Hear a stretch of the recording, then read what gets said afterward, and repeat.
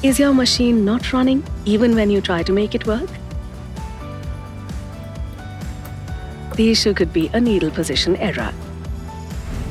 At your machine's display, it's showing error 9. This indicates a problem with the motor's needle position. Let's learn how you can fix this on your own. First, press the P button. You'll see P01 displayed on the screen. Next, press the up arrow button to switch to P02. Now, press the S button to enter the program. The screen will display 0001. Press the up arrow once more to change it to 0002. Then, press the S button again to exit the program and press the P button once more.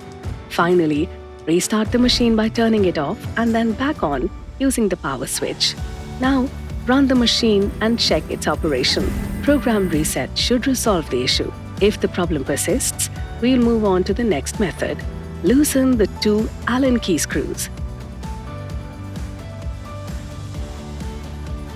Then carefully pull out the wheel.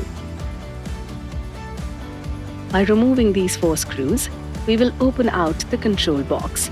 Here you can see that the magnetic aluminium plate has loosened and its distance from the motor is too much.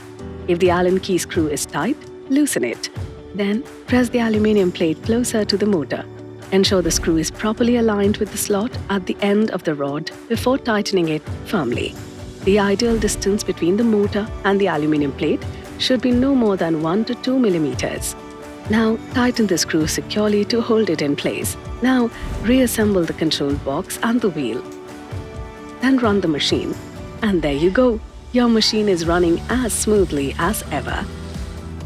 If the issue still isn't resolved after this step, please call our customer care number 1800-103-3474 to arrange for an authorized Singer technician and enjoy the smooth, uninterrupted sewing experience you've always loved.